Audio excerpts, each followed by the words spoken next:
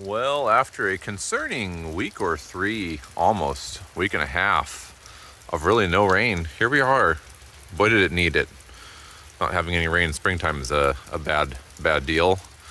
That does mean I have to get from here down to the house though. Hi, I'm Jeremy. Welcome to our farm, Cornucopia Orchards. So taking a little break from drywall, this is an activity that is kind of an in-between step. I'm gonna put up some tile backer in the master bathroom up here, and it's a bit different than what I've used in the past. I've always used cement board in the past and then put on a Redgard or an equivalent. I'm going to be using a new material today. It does not require a membrane skidded over the top. It requires sealed at the joints, and other than that, it's already waterproof. We're using this GoBoard. So it is, as it says, very lightweight, which is nice. I think it's a fiberglass based material. I'm not 100% sure, but it is still hard. It's a hard material. I could probably break it if I pressed really, really hard, but I mean, I've shattered the other material, cement board before with my hands as well. So there you go. And there's two ways to install it. So these are not the recommended screws, but they are, like, the head profile is the same and they're the length that's appropriate and everything else. I couldn't find the GoBoard screws, to be honest. I searched, I couldn't find them. They weren't available. I think they were just short in the market, but we're using a washered system. You can put every 8 inches in this board with the screws without the washers. That is the standard. They do make these washers, and then it goes up to 12. And what we'll be doing is we're going to be installing the back wall first. So 2 sheets here, a vertical sheet on each of the side walls. Some things to know about GoBoard. So first, it is recommended to keep an 1/8 inch spacing between all everything with GoBoard. So all sides should have an 1/8 inch spacing.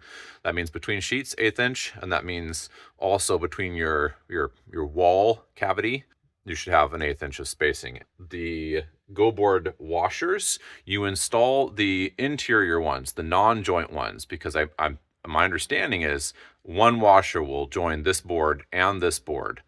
Each of these washers has 4 little stabbies on the back. And so what you're going to do is you're going to install your boards and then join them together after filling this space in between with your sealant, and then the washer goes on and then you seal over the top of it. One thing I learned right there is if you have a driver that has any power to it, you may want, and I'll show you what I'm looking at here. I feel like I overdrove this one a little bit. Look at the depth on that. That's probably a little too deep. And so I tried fiddling with that. This one maybe too. It's really pushing the washers a little bit too hard. A better example is probably here, where you've just got a little indentation. The washer is very thin at the edge. It's just enough to grab. So it's okay if it doesn't get pulled into the surface. In fact, I don't think you want it to. So the next piece is going to go on. Obviously, I want the walls on the back wall before I put on the side walls.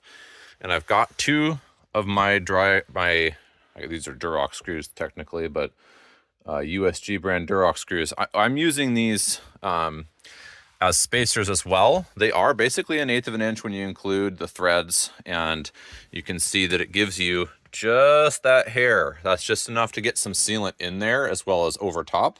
That's, I think, all that they're really shooting for. One thing I just had to do here was I had to straighten up this drywall backer board here. It was coming way out this way, and that was going to mess stuff up. So you can see I took the screw that I was using down here to hold this shower base in place perfectly while it was setting. I took that and I used that up there, and I did the same on this side just to pull those in and get them nice and flush.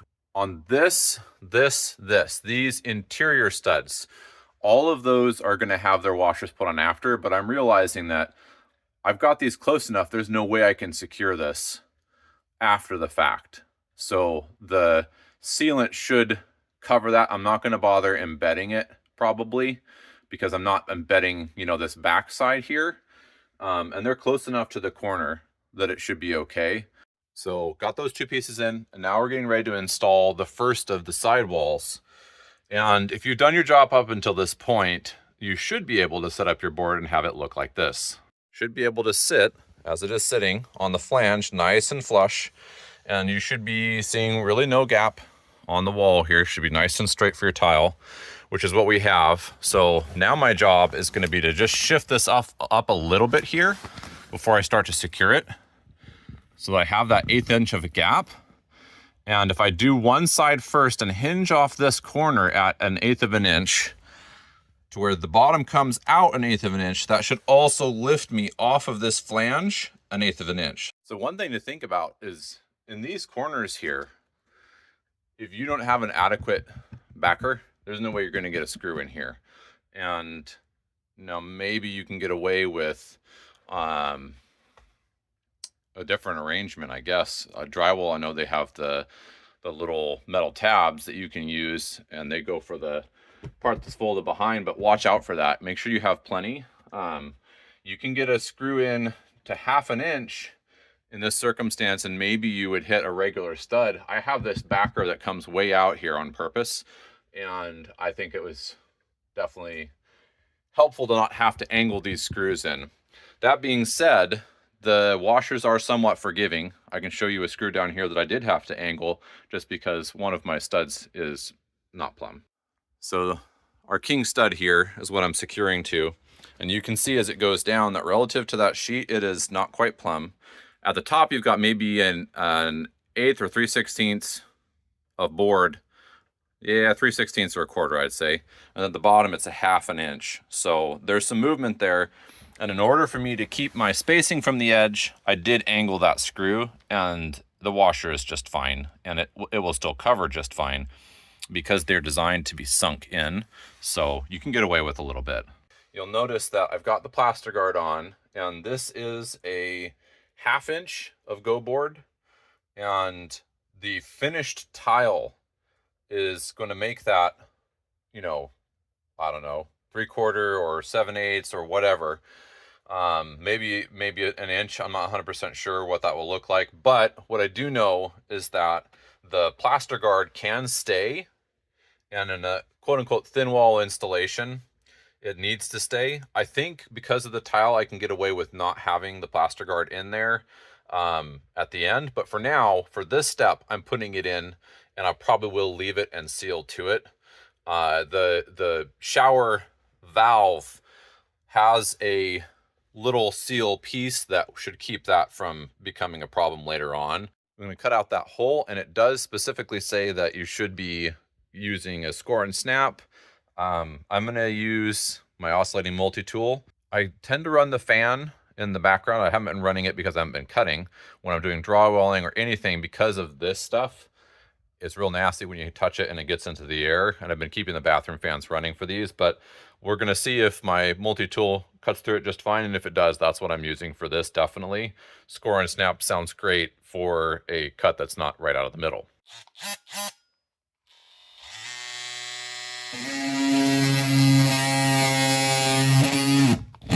Oh yeah, that's like a dream. Easy peasy.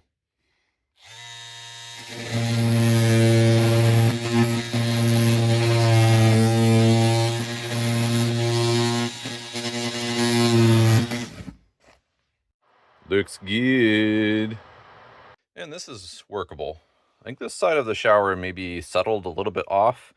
There's a bit more gap when I have it set the way I want to against this wall versus this side. Bit more than there, but we should still be good. I'll just do bare there and plus there.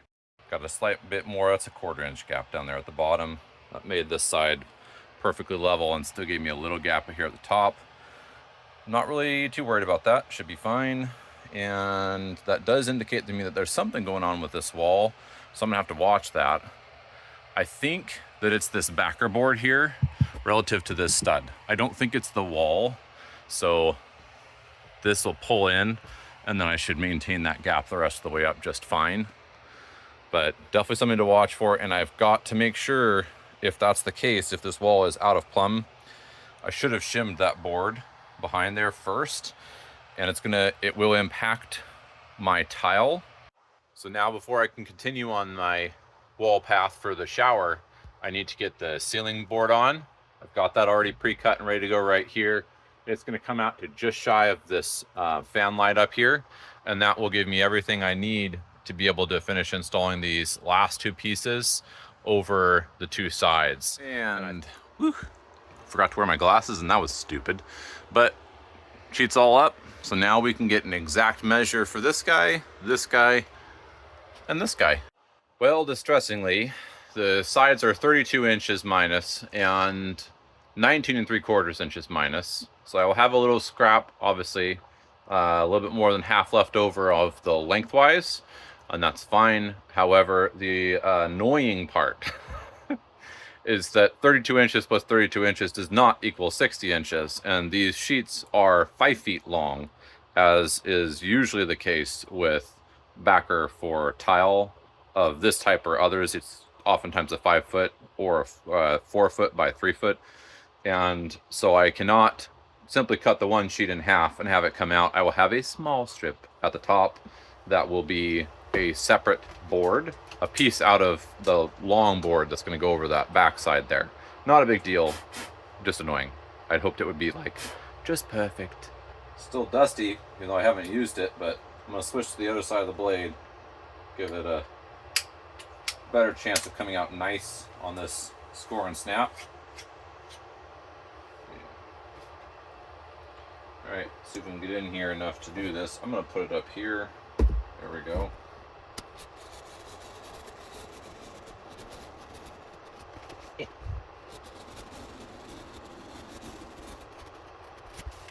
All right, score and make sure I get the top here. I think this is like a fiberglass and foam or something like that. I'll look that up before the end. Oh yes. That looks great. I'm gonna go ahead and cut it on the back too. Just like it were drywall. I don't know that you needed to though. It kind of seemed like it might have come apart without that. So there's our first piece. Backboard is in. I got a little bit of a spot right here that I had to fix. So I got my spacing here now, and it should be, I mean, it's loose. I can still push up harder and get a little bit more out of it. Looks about perfect on the top there and over to here.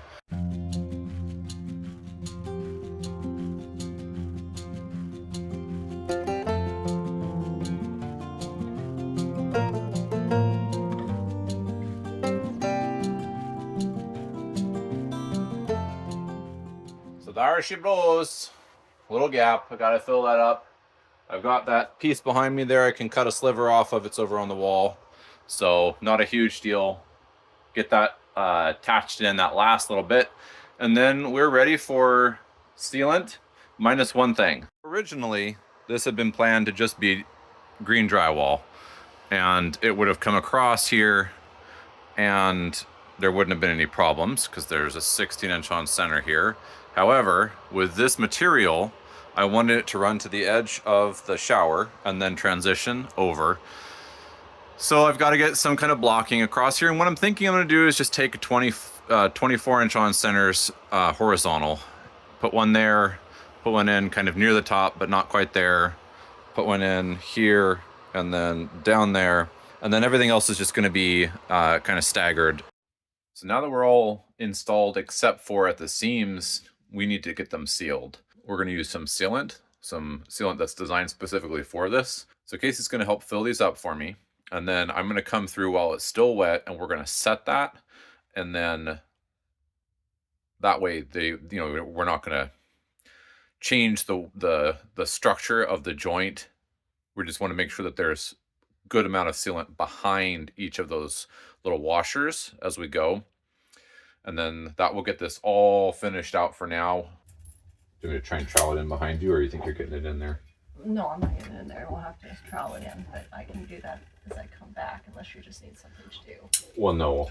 What I'm saying is, if we do these horizontal joints, then I can put these on, and then that way, because this is still loosey until I seal. Oh, okay. They just want it to be behind the washer. Okay.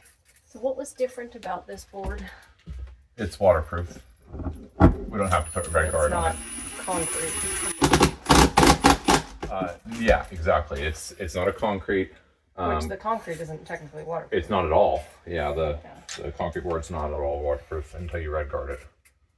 So this is a foam and fiberglass, I think, if I understand correctly.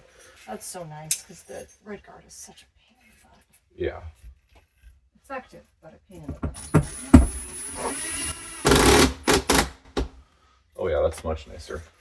Okay, do you seal the bottom edge here? No, Okay. I don't believe so.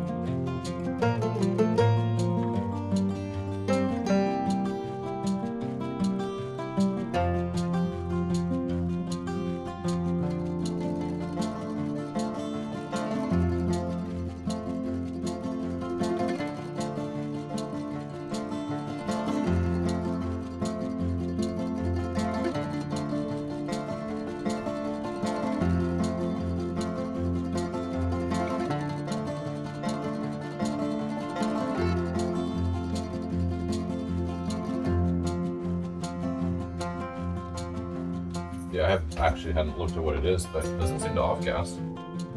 So. In fact, it smells oddly like chocolate.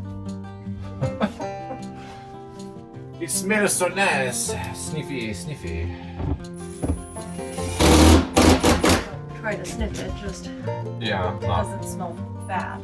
not gonna huff. That's probably for the best.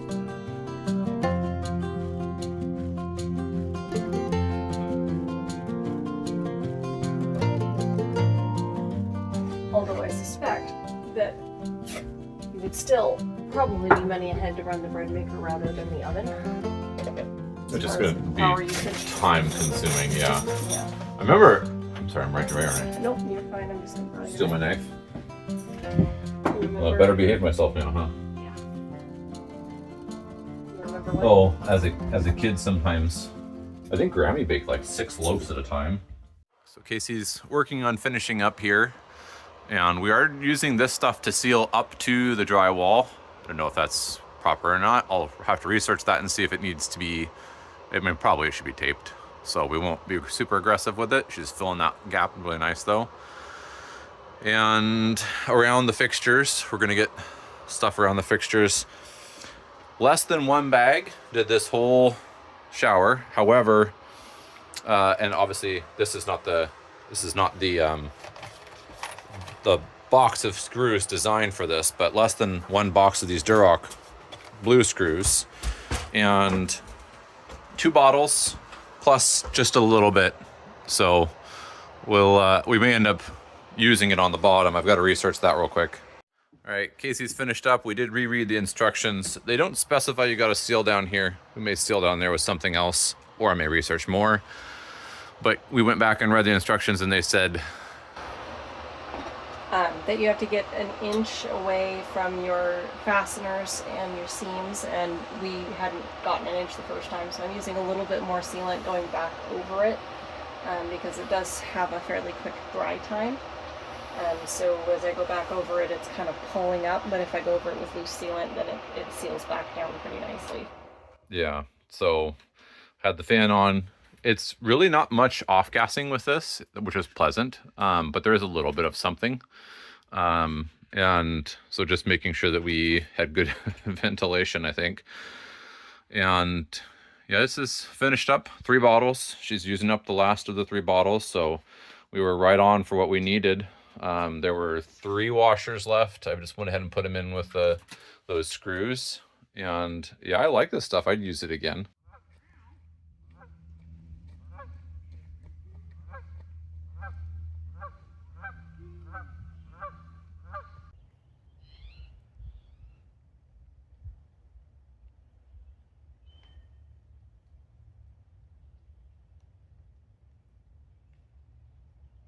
Wrapping up here in our master closet.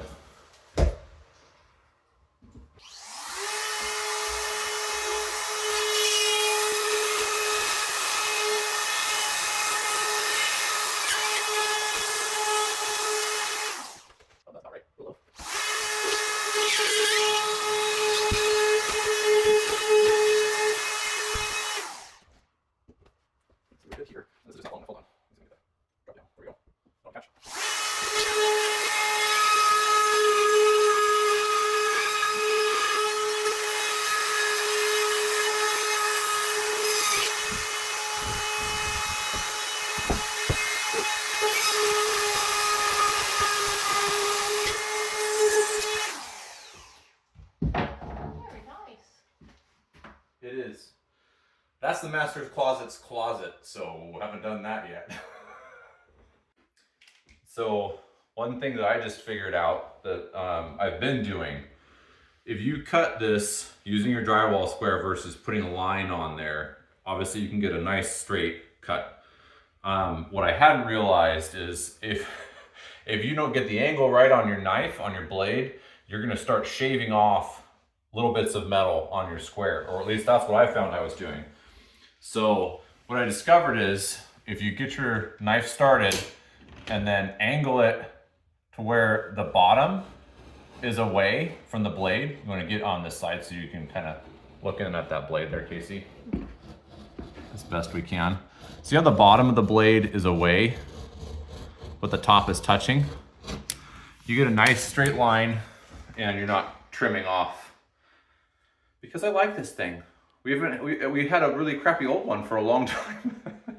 I don't want to make this dead too quickly. That's how I'm doing most of my cuts on the boards. Not all of them, but most of them. If it's lengthwise, obviously I just snap a line and freehand it, but nice straight cuts this way.